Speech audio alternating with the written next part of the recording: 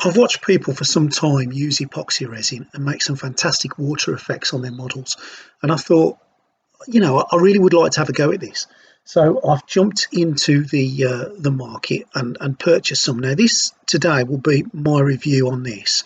I am going to show you a complete and utter beginner's guide to epoxy resin, someone who's never ever used it, and my little journey through the start of the process. So I nipped onto Amazon and purchased this for just over £16 really, which I didn't think was a bad price considering you get resin, glitter, don't know what I'm going to do with that, and some food colouring.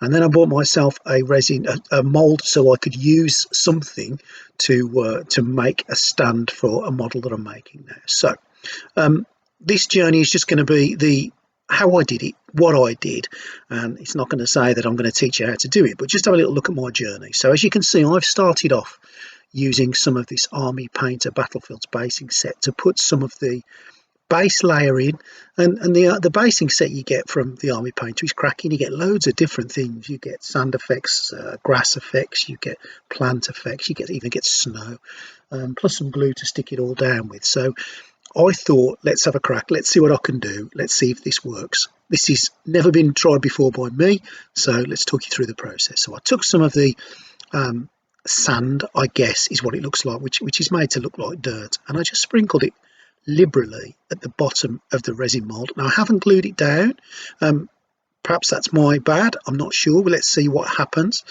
So sprinkling of dirt. Once I've got the dirt down, I've used some of these plants, some of these greenery that you get two different shades with the Battlefields basing kit, and I've used these on a few of my models and they look really good and mossy. So I've just broke up a few, put them in the bottom, scattered them around. I'll move them around a little bit in a bit. Next thing to go on is the rock effects, and again, not glued down, just sprinkled liberally into the resin mold, and I've moved them around so that I can put them where I like them really. Now I'm sure there are different ways of doing it, but I'm just going to try to see what happens really. This is a suck it and see thing, but as you can see, just already that looks like a really good base, and I'd be quite happy with that on the bottom of any of my models really. And speaking of models, here he is. It's the Judge Dredd model that I did in my previous video, and I'm going to use him now. He's a kneeling down figure, which I thought would look really good kneeling down in like a little pond, little puddle of water. So that's the model that I'm going to be using. This has been painted with acrylic paints, allowed to dry. I haven't sealed it with anything, so again another test to see whether you can just put acrylic paints straight in. So now we come to the measuring process of the resin, and it's 1 for 1, and I've not done this with any scales. I've just used these little measuring cups, and what I've done is used 4 measuring cups of the resin. Now I've seen other people weigh this out, and I've seen them use some scales to do this, and I just wanted, as I say, this is a tester really. This is just to see how it all works. So I've used 4 of the little cups of resin. Now I thought it was really going to stink, and again that's just my conception I guess, which turned out to be a bit of a misconception because I really didn't smell an awful lot of it at all. It was a bit thick, it was a bit gloopy, but relatively easy to handle and relatively easy to place in there. Now the little cups come with the set that I showed you. You get 2 of those cups with the set, and I just figured it would be easier to use those than to try and weigh it out or use a bigger cup. So poured it in, and any old container really. Don't use anything you're not prepared to throw away afterwards though. And once I've put the resin in, I turn to the next bottle, which is the hardener. Again, aroma wise, didn't really notice any horrible unusual smells with it. Seemed to mix in quite quickly. Now according to the instructions, you've got about 40 to 50 minutes before this stuff starts to set, so I wasn't panicking to get it all in and get it all mixed together. And what I did notice, when I'd finished mixing it together and I put the 2 now half empty bottles next to each other, they were absolutely identical in what was left. So I think I did a really good job of getting a 1-to-1 mix there.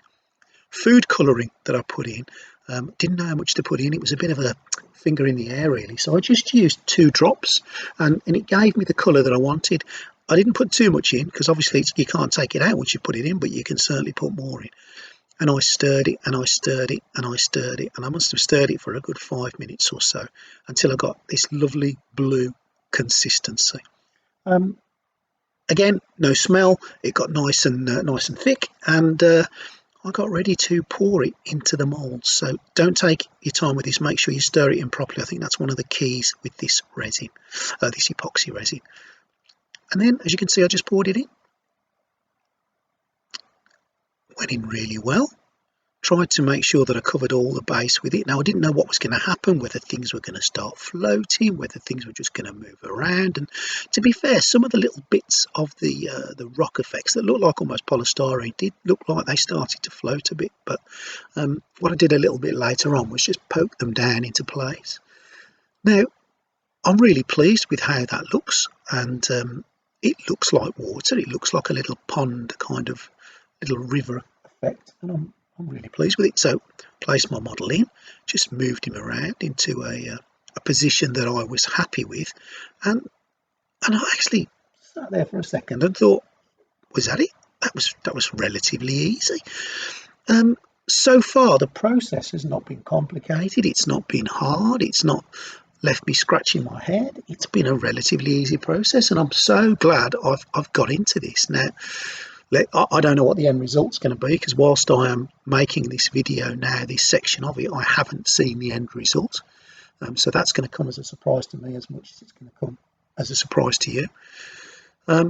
My worked surface was a little bit uneven, so I just balanced it up a little bit. And I went into the garden, got a couple of rocks off the driveway, which I thought looked really nice, and we just add to the effect a little bit, and pop them in.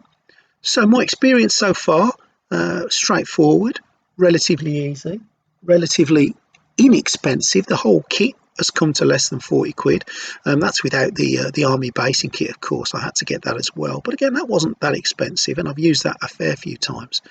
And there is the semi-finished end result, and all I'm going to do now is resist the temptation to rush and leave it, and I'm going to leave it for a good 24-36 hours before I come back to it. Now, the little bit that I've got left I've used, and I'll show you what I've done with that afterwards. So I tried the bits that I've got left over on an old Logan model that I had, just sprinkle it on the bottom, and look at that. I was really pleased with how that's turned out. Now, this picture was taken about 12 hours afterwards, and it's virtually dried. I think it's because it's so thin, but that really does look like water on the surface of the base. Really pleased. The other model I had was a Drogon, which there is a video of the making of that in Greedy 3D. And again, look at the quality of that water. Absolutely chuffed to bits with how it looks. Okay, so we've looked at these. Let's have a look at the main one. Let's have a look at Judge Dredd. Well, here he is. Here's Judge Dredd himself, immersed in water. Now, I thought I was going to have a little bit of a battle getting this off, but I am absolutely gobsmacked how easy it's come off. Literally, it has just peeled off. Now, this is about 30 hours later, and it feels hard to a point, but I should have left it a little bit longer. It's not runny, it's not got everywhere, but it's still a little bit flexible. As you can see, it's just lost its edge a tiny bit, but it's set. I think you'll agree with me that it looks pretty amazing. I'm really pleased with the effect here. I love the colour of the water. I think I got that bob on, and if you look at the effects inside, some of them have floated a little bit in the water, some of them haven't, and I think that just adds to the general effect of the whole thing. But overall, I'm really pleased with it. Now, a picture says 1,000 words, so just have a little look there, and as a base goes and as something really unique, I think we've achieved that, and I can honestly say it does look like he's kneeling in water there.